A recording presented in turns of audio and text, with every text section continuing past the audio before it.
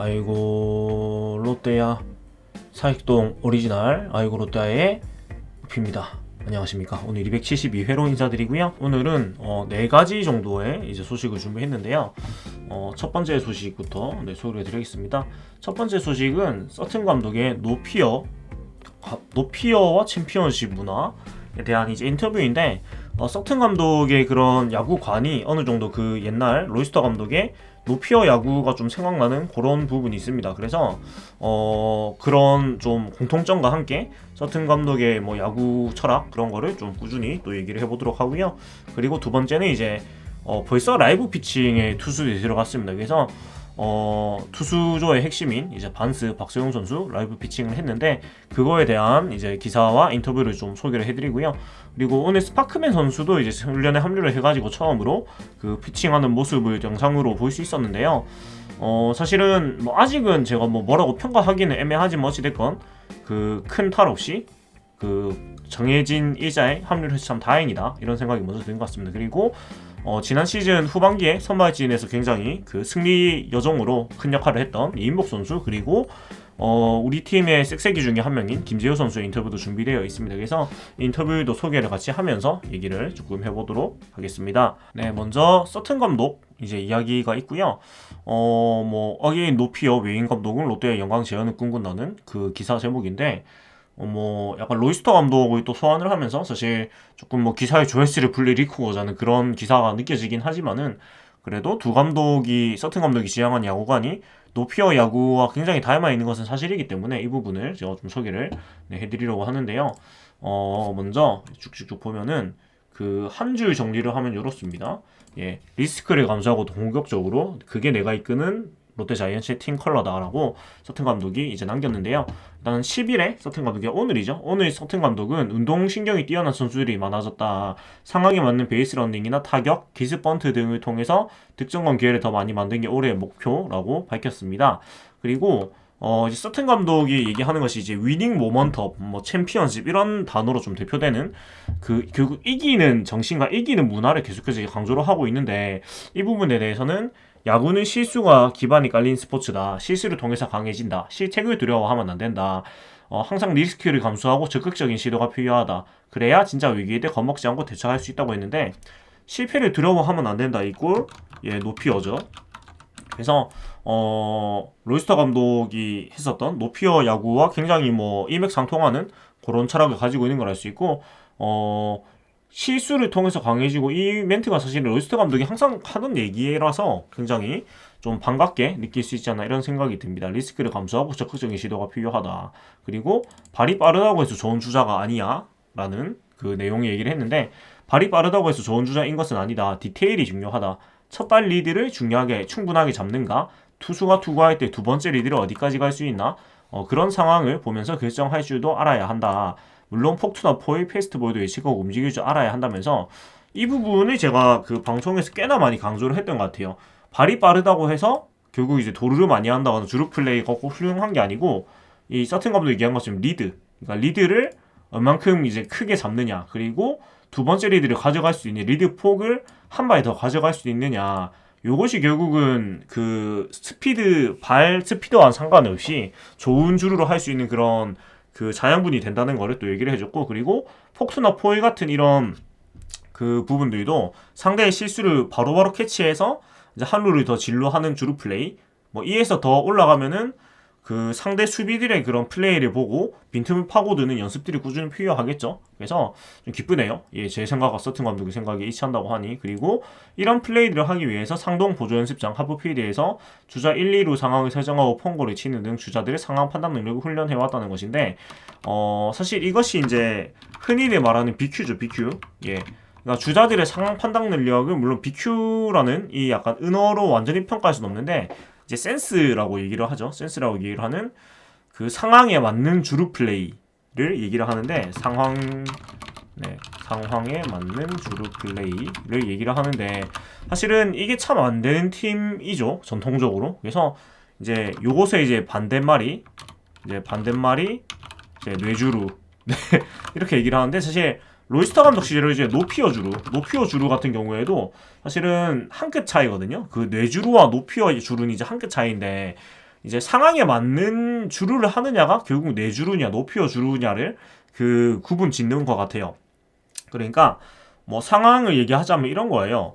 그러니까 그 살 확률과 죽을 확률이 5대 5인 상황이라면은 그 보통 쉽게 얘기를 하는 게 유료에서 3루를 돌 때 중견수가 나 우익수가 이제 공을 딱 그 땅볼 타구를 잡는 순간 그 순간에 베이스를 돌았으면 보통 5대5라고 얘기를 많이 하잖아요. 그래서 그런 상황일 때 이제 뭐 점수차나 아니면 지금 뭐 한 점 차 뒤지고 있다가 동점이라거나 아니면 뭐 경기 후반이라거나 끝내기 상황이라거나 이런 다양한 상황에 따라 가지고 5대5일 때 승부를 걸어봐서 이제 더 그게 맞는 상황이 있고 아니면 5대5일 때 성공해서 성공 확률이 5인 것을 포기하고 안전하게 사는 걸 리시브로 선택하는 게 확률이 더 가고 그게 더 나은 상황이 분명히 있단 말이에요. 이제 대표적으로 그 한 점 지고 있는 상황에서 뭐 본인이 2루 주자다 하면은 3루를 밟았어요. 근데 그때 마침 이제 외야수가 공을 딱 잡았어요. 5대5예요. 5대5면 그 상황에서 판단을 해야 돼요. 이제 뭐 다음 타자도 생각을 해야 되고 상대의 지금 투수의 상태나 상대의 남은 그 투수 진도 생각을 해야 되고 여러 가지 상황을 판단을 했을 때 본인이 5대5면은 가서 홈에서 죽어도 사실은 우리가 뒤에 그 후속 타나 아니면 상대 투수가 뭐 폭투를 내준다거나 아니면 그런 더 유리한 상황이 전개되지 않을 것 같다면 모험을 걸어야 되는 거고요. 아니면 외야수들의 송구 능력이 떨어진다거나 그런 여러 가지 부분들을 생각해서 그게 아니고 그 가서 죽는 것이 자명 하나 망가진 게 맞죠. 사실 그런 상황은. 그래서 그런 것들을 종합적으로 판단을 하는 게 결국 이제 상황에 맞는 주루 플레이고 그때 이제 스마트하게 판단을 하는 게 뇌주루와 노피어 주루의 차이인데 이런 부분들을 사실 계속해서 공부를 해야 되는 것 같아요. 사실 이게 참 안 되는 팀이란 말이에요. 그러니까 이때는 가야 되는데 안 가고 가야 될 때는 안 가고 안 가야 될 때는 가고 하면서 굉장히 의미 없는 행사를 많이 했는데 그런 부분들을 없애는 것이 굉장히 필요하겠다는 생각이 들고 서튼 감독에게 이 느껴지는 로이스터 감독의 노피어는 로이스터 감독에는 100% 동의한다고 합니다. 서튼 감독은. 그래서 두려움 없이 자신감 있는 플레이는 세계 어디에서나 통한다면서 노피어 정신에 대해서 굉장히 이제 공감을 했고 그리고 그가 로이스터 감독이 지휘하던 시절 롯데는 영광스러운 역사를 썼다면서 이제 08, 09, 10 시즌에 그 호성적을 추억을 했습니다.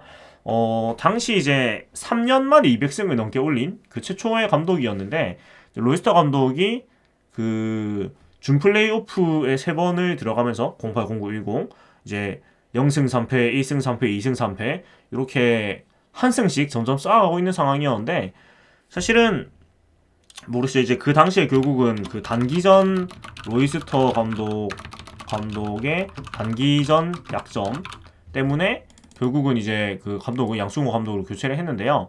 이 부분에 대해서는 사실은 굉장히 의견이 다양한데 개인적으로 당시에 저는 이 로이스터 감독의 재계약 연장을 하지 않은 것에 대해서 이해를 하는 편이었어요. 왜 그러냐면 물론 이제 정규 시즌은 굉장히 훌륭했지만 뭐랄까 단기전에 맞는 뭐라고 해야 될까요? 그런 원칙을 과감하게 깨는 것들이 굉장히 느린 편이었던 건 사실이었던 것 같거든요. 제가 그때 볼 때는.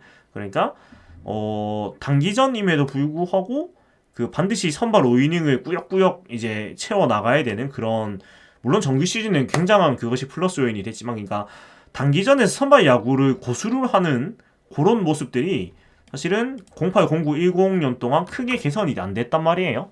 예, 그런 부분에서 사실은 로이스터 감독이 이런 스타일이 쉽게 바뀌진 않을 거라는 생각이 저는 당시에 보면서 그런 생각이 많이 들었어요. 예, 그래서 사실은 이 노피어와 이제 선수를 믿고 맡기는 이 야구가 정규 시즌은 굉장히 강한데 왜냐하면 정규 시즌은 그 한 번 지는 거는 이제 당시 133경기 중에 한 번 지는 거예요. 그러니까요. 근데 단기전에서 1패는 그게 다른 개념이 아닌데 로이스터 감독은 단기전의 1패도 그 133경기의 1패와 같이 생각을 하는 듯 보였어요. 제가 봤을 때는. 그래서 좀 어쩔 수 없는 선택이었다는 생각이 좀 들기도 합니다. 물론 그 배후에는 프런트가 사실은 손쉽게 다룰 수 있는 감독이 아닌 부분도 있었을 것이고 뭐 여러 가지 부분이 있었겠지만은 이제 로이스터 감독의 그 교체가 문제라기보다는 그리고 데려온 감독이 이제 양승호 감독이라는 점이 가장 실망스러운 점이었어. 그 당시에는 물론 이제 양승호 감독이 1, 2시즌에 2위도 하고 1, 2시즌에는 08, 09, 10, 11, 12 중에 유일하게 상위 라운드 진출, 플레이오프 진출을 하는 등 이제 성과를 내기는 냈습니다만, 그리고 양승호 감독이 처음에는 굉장한 비난을 많이 받았는데 빠르게 이제 피드백이 되고 좀 뭐라고 해야 될까요? 본인의 그 안 좋은 부분을 빠르게 개선을 하면서 사실은 굉장히 좋은 감독으로 이제 칭송을 받았습니다. 그 부임 당시에는. 근데 다만 이제 그 고려대 시절 그런 불미스러운 이 때문에 결국은 이제 2년만 하고 물러나게 되었는데, 그 부분이 사실은 굉장히 아쉬운 부분이죠, 우리 팀 팬들한테는. 예, 왜냐면 양승호 감독이 팀을 잘 파악하고 사실 가지고 있는 전력을 가지고 굉장히 잘 그 극대화를 하고 있었단 말이에요. 11-12 시즌에는. 그리고 뭐 양대의 불펜이라고 불릴 정도의 우리 팀에서 가져보지 못한 양질의 많은 불펜을 보유까지 했었는데, 그런 부분 굉장히 아쉬운데요. 아무튼 뭐 역사를 뒤돌아보면 그렇습니다. 그래서 잠깐 옛날 얘기를 했는데, 아무튼 로이스터 감독이 시절 어찌되건 영광의 시대는 맞습니다. 우리 팀이 그 5년 연속 포스트시즌 진출한 거 그때가 처음이자 마지막이기도 하니까요. 그리고 승률이 그렇게 계속 5할을 꾸준히 넘겼던 것도 처음이고, 물론 공구 시즌도 5할이 조금 안 됩니다. 예.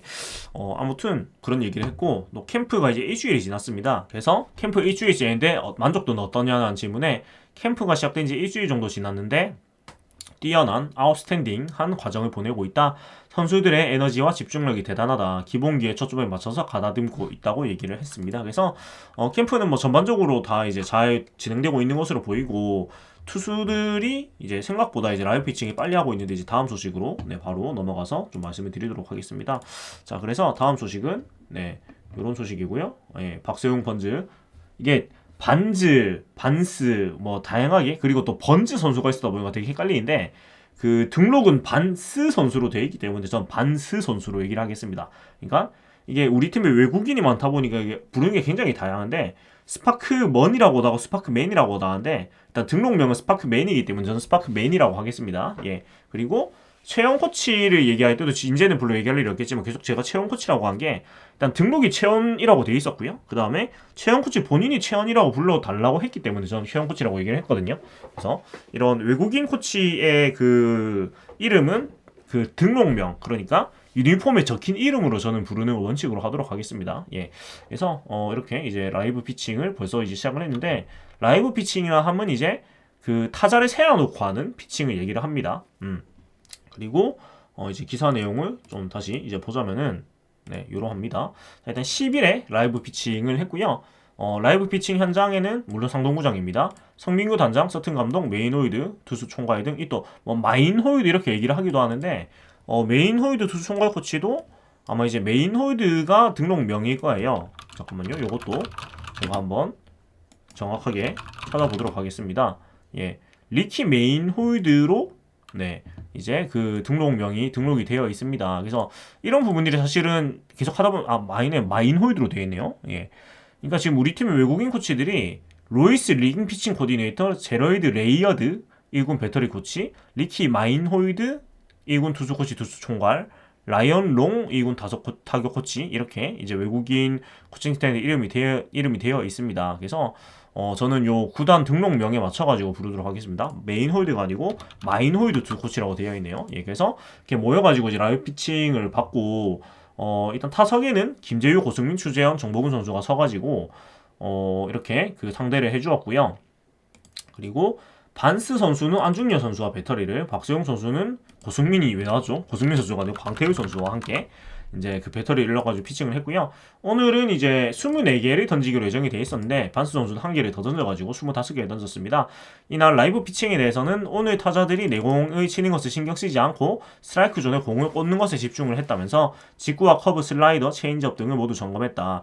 여러가지 구종을 주사할 때 내 몸의 느낌을 확인하고 싶었다고 얘기를 했습니다. 그리고 컨디션이 괜찮다고 이제 오늘 그 라이브 피칭 소감에 남겼고요. 그리고 박세용 선수는 약속대로 24개를 던졌는데, 불펜에서 던질 때와 비슷하게 던졌다. 힘이나 밸런스, 변화구 등 여러가지로 느낌이 좋다면서, 마인홀드 총괄님은 변화구 중 포크볼이 가장 좋았다는 의견을 주셨다면서 이날 뭐 라이브 피칭에 대한 소감을 간단하게 남겼습니다. 그래서 이것은 뭐 제가 크게 입대할 건 없기 때문에 빠르게 이제 이인복 선수 인터뷰로 넘어가도록 하겠습니다. 그래서 이인복 선수 인터뷰는 뭐 이렇고요. 이인복 선수의 이제 사진과 함께 이렇게 이제 인터뷰 기사가 있는데, 다시 넘어가서 소개를 드리도록 하겠습니다. 자, 일단은 그 이인복 선수는 아직 그 라이브 피칭을 하지 않고 있습니다. 12일에 이제 다른 투수들은 라이프 피칭을 시작을 했는데 이인복 선수는 조금 더 이제 그 웨이트에 집중을 하면서 라이프 피칭 좀 이따가 한다고 하고요. 이 시즌 후반기에 선발로 굉장히 좋은 모습 보였습니다. 모두 다 아시다시피 8승 무패를 기록을 했고 평균 자책 2.59 8경기 선발로 나가가지고 네 선발 8경기에서도 선발로 나갔을 때 팀이 7승 2패를 하면서 승리 요정으로 불렸는데요. 작년에 이제 우리 나이로 31살이었습니다. 그러니까 92년생이겠네요. 예, 그 당시에 이제 정말 이번이 마지막 기회라는 생각으로 던졌고 여기서마저 실패하면은 끝이라고 생각했다. 그만큼 간절하게 공을 던졌고 좋은 결과가 있었던 것 같다면서 지난 시즌을 이제 돌아보았고요. 그리고 이 시즌 후반기에 서튼 감독이 이인복 선수한테 뭐 이런 코멘트를 남겼었습니다. 다이아몬드 원석은 그냥 돌이지만 다듬고 광을 내는 과정을 반드시 거쳐야 한다면서 이인복은 재능이 있어 자신의 노력으로 다이아몬드를 만들 수 있다고 네, 얘기를 했었는데 어느 정도 다이아몬드를 이제 벗겨냈죠. 이제 작년에 이인복 선수가. 그리고 또 스튼 감독이 그 스킴 시작 전에 사선발로 이인복 선수를 언급하면서 약간 좀 주목을 받았는데 이인복 선수는 이에 대해서 감독님이 그렇게 말씀해 주신 건 너무 감사하지만 사선발, 5선발 선수들은 언제든지 위치가 바뀔 수 있다면서 다른 선수들과의 경쟁에서 더 나은 실력을 보여줘야만 하기 때문에 보여줘야만 해. 네, 이렇게 돼야 되는데, 네, 제 자리라고는 생각하지 않는다면서, 뭐, 겸손한 모습과 함께, 사실은 바람직한 그런 얘기를 해줬습니다. 사실은, 저도 얘기했지만은, 이인복 선수가 사선발 자리를 꽉 잡고 있다고는 저는 생각을 아직 못하고 있기 때문에, 이인복 선수가 좀 더 이제 이런 그 노력을 계속 해가지고 본인의 자리를 확실하게 만들어 나가야 되겠죠. 그리고, 사직구장이 넓어지는데 이인복 선수는 이제 땅볼 선수입니다. 땅볼이 많은 선수고 지난 시즌에 땅볼이 88개, 뜬공이 43개를 기록했고 땅볼 뜬공 비율은 2배가 넘지요. 2.05를 기록을 하고 있고 이 지난 시즌 이인복 선수의 피칭을 조금 더 살펴보자면은 요러합니다. 네. 이인복 선수의 피칭을 조금 보일 텐데요. 네. 지금 보시는 것과 같이 요런 것들이 나오는데 땅볼 뜬공 비율은 요러하고 내야 외야 비율은 뭐 요러합니다. 근데 여기서 이제 중요한 거는 그 구사율을 제가 좀 이제 유의 있게 봤는데요. 구사율을 살펴보면 이게 딱 잘리네. 예, 잠깐만요. 네, 이렇게 한번 보이는데 일단은 투심 투수 땅볼 투수답게 투심을 굉장히 많이 던졌습니다. 투심 싱커 계열이 64.4%로 이제 사실 포심이었고 투심만으로 이제 공을 던지는 그런 피칭 스타일이고 그리고 그 다음이 스플리터 포크볼 스플리터 계열을 16.4%로 두 번째로 많이 던졌고 슬라이더 커브를 9.5, 9.6으로 이제 비슷하게 고사를 했고 체인지업은 거의 던지지 않았습니다. 그래서 지난 시즌은 이제 이렇게 네 가지 정도의 구종을 던졌다고 우리가 볼 수가 있는데요. 올 시즌에는 변화구를 좀 더 가다듬을 계획이라고 해요. 특히 커브를 연마를 하고 있다고 하는데 지금 커브를 연마하고 있는 우리 팀 투수들이 굉장히 많은 것 같아요. 왜냐면 이제 포크볼만 너무 다들 던지다 보니까 좀 커브를 장착을 해가지고 좀 다양한 패턴을 만들려고 하는 것 같은데 커브를 좀 연마하고 있다고 말한 투수가 일단 김원중 선수도 그렇게 얘기를 했었고요. 그리고 또 김진욱 선수도 커브를 얘기를 했던 것 같고요.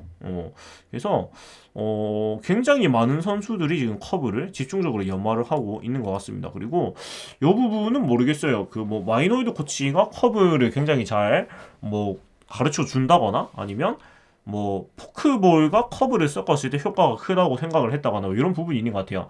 이제 투수들이 공통적으로 커브를 많이 연마하고 있다는 것은 그런데 일단 그 이인복 선수는 외야를 뭐 굳이 억지로 늘리진 않고 그냥 자신의 공을 던지는 집중을 한다고 하는데요. 구장의 변화보다는 지난해 던졌던 좋은 느낌 그대로 던지려고 한다. 팀 내야수들을 믿기 때문에 신경 쓰지 않는다고 했고 굉장히 좋은 태도인 것 같습니다. 제가 뭐 다른 투수들 얘기했지만 구장이 넓어졌다고 해가지고 자신의 피칭 스타일을 억지로 바꿀 필요는 없거든요. 굳이 뜬공 투수로 바뀌려고 억지로 노력을 할 필요는 없어요. 그냥 잘하던 거를 그대로 잘하면 되는 것이고 이제 뜬공 비율이 원래 높은 투수들은 상대적으로 좀 더 득을 보겠지만 제가 저번에도 얘기했지만 야구는 기본적으로 땅볼을 많이 유도하는 투수가 더 안정적이라고 평가를 하기 때문에 실제로도 그렇고요.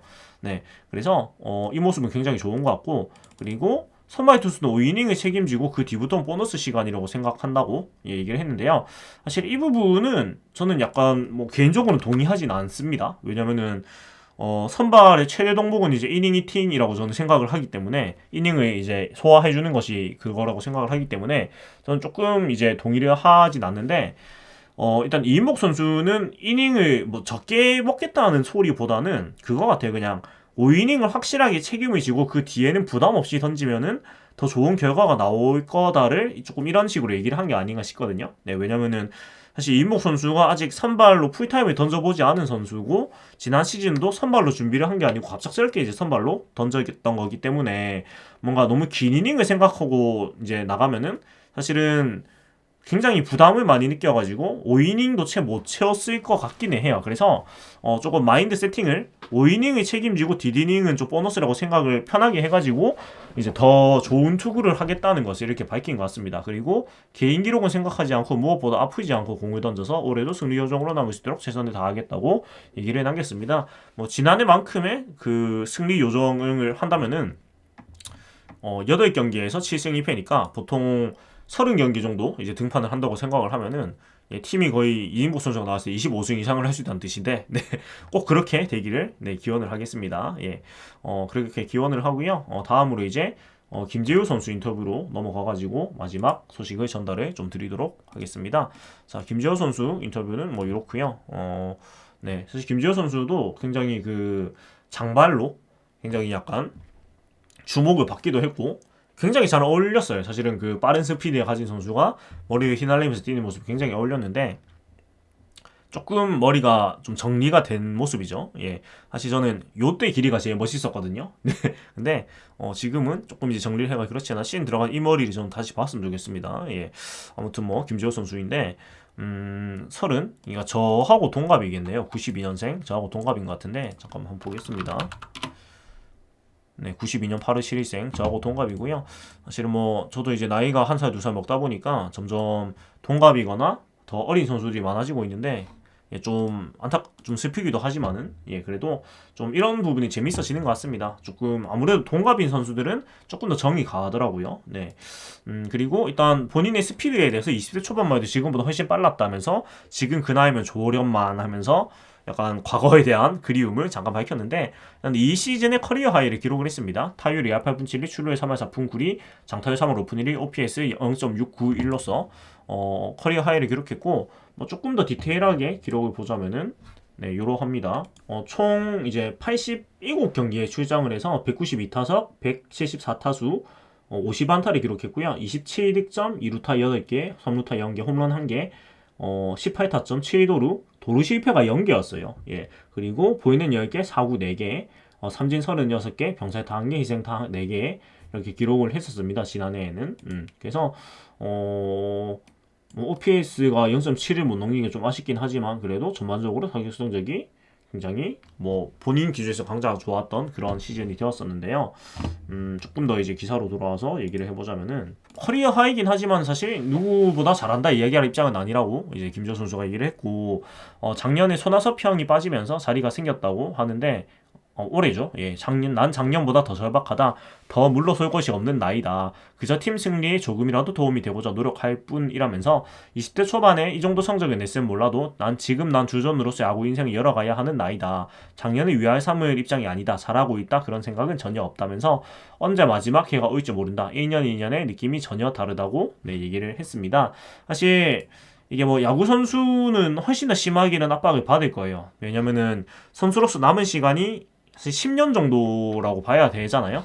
사실 10년도 많이 길게 본 거고 현실적으로는 5년 안에 승부를 봐야 되는 것이 이제 김지호 선수의 입장이고 사실 아직 그 주전급으로 올라서지 못했기 때문에 매년 사실은 생존 경쟁을 해야 되는 그런 입장이기 때문에 굉장한 절박감을 느끼고 있을 거예요. 사실은 뭐 일반인인 92년생들도 그러니까 이제 31가 된 사람 저 같은 사람들도 사실은 이제 20대 때나 그때하고 느낌이 많이 다르단 말이에요. 물론 이 방송 보시는 이제 형님들께서는 굉장히 귀엽게 보이시겠지만은 뭐 조금 그런 게 이 나이 때에도 그런 게 있을 수밖에 없겠죠. 이제 뭐 하나둘 결혼한 친구들, 결혼한 친구들도 있고 이제 뭐 여러 가지로 일도 자리 잡고 한 친구들도 많이 있는데 물론 뭐 저마다 나름대로 다 자기 몫을 다 잘 하고 있지만 그래도 더 앞서 나가는 사람들을 보면서 좀 나만 굉장히 너무 처지고 있는 게 아닌가 이런 불안감을 가질 수밖에 없는 것 같아서 이게 사실 이맘때쯤에 사람이 느끼는 그런 공통적인 감정인 것 같아요. 그래서 좀 난 같지가 않기도 합니다. 예, 그리고 이 시즌 전 후반기 차이가 컸습니다. 전반기에 3할 4푼 8리를 기록했는데 66타수 24만타, OPS 0.82. 근데 후반기에는 부상도 있었고 일단 그 1군 풀타임을 처음 뛰어보다 보니까 굉장히 그 체력적인 문제가 겹치면서 후반기에 1 5푼밖에 못 쳤어요. 108타수 27안타, OPS 0.598을 기록을 했는데 그래서 이 부분에 대해서 의미 있는 한 해이기는 했는데 지난해가 만족보다는 아쉬움이 크다면서 한숨이 쉬었고요. 그리고 서튼 감독 부임 후에는 좀 마음이 편해졌다고 하는데 일단 퓨처스에서 많이 본 것도 있을 것이고 또 기다리지 말고 자신있게 치라는 서튼 감독의 경로도 큰 도움이 됐다고 합니다. 그리고 좀 김지호 선수의 재미있는 기록이 요건데 그 지난 시즌에 그 주자가 있을 때는 굉장히 강했고 득점권에서 굉장히 강했어요. 주자가 있을 때는 4할 1푼 7리의 다율을 기록을 했고 득점권에는 4할 4푼을 기록했는데 반대로 주자가 없을 때는 1할 6푼 7리에 그쳤습니다. 그리고 22시즌에 이 시즌에 김지호 선수의 출루율은 3할 4푼인데 보이넷은 10개. 그러니까 똑딱이 유형 선수인데도 보이넷이 삼진보다 훨씬 적었습니다. 예, 보이넷이 10개는 삼진이 36개였으니까 이 삼진 보이넷 삼진 비율이 굉장히 안 좋았죠. 그래서 이 부분에 대해서는 안타만 쳐서 3할 후반대 출루를 낼 수는 없진 않나. 본인의 출루율이 3할 4푼이었으니까요. 좀 목표는 3할 9푼 정도에 두는 것 같은데 그런데 난 쳐야지 성적이 나온다. 볼을 고르려고 하면은 당한다면서 손아섭 선배가 충고를 하기를 기다리면 놓친다. 일단 치다 보면은 보이넷이 나오는 것이라고 하더라. 코치님도 초구부터 적극적으로 치라고 하는데 1번 타자가 초구 치고 아웃되면 팀 분위기가 어떻게 되나 라면서 김주찬 선배처럼 하고 싶은데 쉽지 않다고 한숨을 지었습니다. 김주찬 코치는 현역 시절 뭐 유명하지만 이제 초구찬이라는 별명을 가질 정도로 거의 초구를 굉장히 사랑하는 톱타자였지요. 물론 이제 롯데에 있을 때는 주로 톱타자였고 기아에 가가지고는 이제 2번, 3번 아니면 중심 타순에 많이 기용이 됐었는데 사실 김주찬 선수가 굉장히 재미있어요. 롯데에 있을 때는 사실은 OPS 0.8이 조금 안 나오는 굉장히 전형적인 발빠른 리드오프 스타일이었는데 기아로 가면서 갑자기 타격이 그 진화를 하면서 굉장히 그 뭐라고 해야 될까요? 세이버형 거의 출신 MLB 전성기대 출신 선수 같은 OPS형 타자로 변신을 했습니다. 중장거리형 OPS형 타자로. 그래서 어떻게 그렇게 변하지라는 좀 생각이 들었는데 아무튼 이 얘기가 근데 저는 좀 생각이 나는 게 뭐냐면 1번 타자가 초구치고 왔다면 팀 분위기가 어떻게 되냐는 것을 봤을 때 1번이나 그런 테이블 세트로 출전을 했을 때 그런 느끼는 부담이 굉장히 큰 것 같아요. 김지호 선수가. 그러니까 사실은 쳐야지 성적이 나오는 선수면 쳐야 되는 게 맞거든요. 그러니까 이런 선구안이라는 게 사실 훈련에서 되는 게 아닐 수도 있기 때문에 제가 야구를 안 해봐서 모르지만 그 많은 선수들이 봤을 때 선구안이 연습한다고 크게 개선이 잘 안 되는 것 같거든요. 네. 그리고 본인 스스로 쳐야지 성적이 나온다고 생각을 하고 있기 때문에 코치들도 이제 초구부터 적극적으로 쳐라고 하니까 본인은 초구부터 치고 싶은 마음이 굉장히 큰데 이제 1번이나 2번 테이블로 나왔을 때 초구 치고 죽으면 안 된다는 의식이 너무 강하다 보니까 좀 이도 저도 안 되는 상태가 아닐까라는 생각이 들어요. 그러니까 초구를 치고 싶은데 초구를 칠 수가 없게끔 이렇게 분위기가 만들어진 거죠.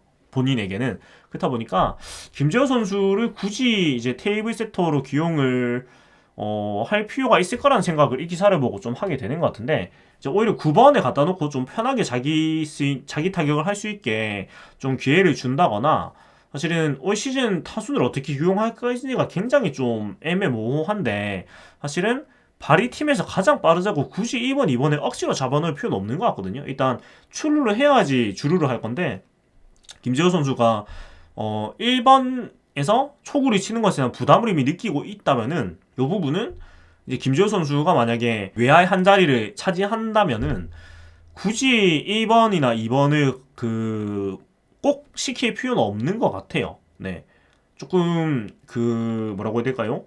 전통적인 생각을 깨는 기용이 필요할 것 같아요. 왜냐면 지금 뭐 이미 가장 강한 타자가 2번을 치는 걸로 넘어온 시대인데 굳이 꼭 빠른 타자가 1번을 쳐야 한다는 고정관념에서 벗어나야 되지 않을까? 일단은 치고 나가든 보고 나가든 출루를 해야지 그 다음 과정이 이제 발생을 하는 건데 1번에 갖다 놓고 출루율이 뭐 작년같이 3할 4푼이 나오고 9번에 갖다 놨는데 출루율이 3할 9푼이 나온다 이러면 9번에 갖다 놔야죠 당연히. 예. 그래서 이런 부분들은 조금 그 생각을 더 잘 해봐야 될 것 같고 사실 뭐 다른 분들도 굉장히 올 시즌 라인업이나 타순에 대해서 많이 예상을 많이 하고 계신데 사실은 저도 이런 거를 굉장히 재미있게 즐기는 사람이긴 했는데 지금은 굳이 안 하는 게 예측의 의미도 없을 뿐더러 올 시즌은 더 구분이 좀 안 되기도 하고 또 한 2000년대만 해도 사실 전통적인 그 타순이 있었잖아요. 1번 그 가장 빠른 선수, 2번 작전 수행 좋은 선수, 뭐 3번, 4번, 5번 가장 강한 타자 뭐 이런 식으로 뭐 8번 보수, 9번 유격수 이런 정말 옛날 그 올드 스쿨 스타일의 그 타순 그 정하는 방법이 있었는데 지금은 사실 그런 공식 같은 게 거의 다 없어졌다고 봐야 되고 뭐 빠른 선수를 붙일 건지 빠른 선수 느린 선수를 붙일 건지 아니면은 좀 적당히 떼놓을 건지 뭐 그런 부분들도 팀 상황에 따라 다 달라지는 거다 보니까 어떻게 할지는 좀 지켜봐야 될 것 같아요. 사실 우리 팀도 느린 선수들이 아직도 좀 많은 상태이기 때문에 대표적으로 뭐 이대호 한동희 선수는 굉장히 느리기 때문에 이 느린 선수들 그리고 포수 라인도 빠르진 않지요. 그래서 이 느린 선수들을 어떻게 해가지고 좀 주루 플레이 시에 그 앞길이 막히는 상태를 어떻게 뺄 것인가 이런 것들을 좀 고민을 계속 해야 될 텐데 아무튼 김재호 선수를 꼭 1번이나 2번에 갖다 놔야 된다는 그런 고정관념에서 벗어날 필요가 있지 않을까 이런 생각이 듭니다. 그리고 이건 좀 가볍게 물어본 거에 이제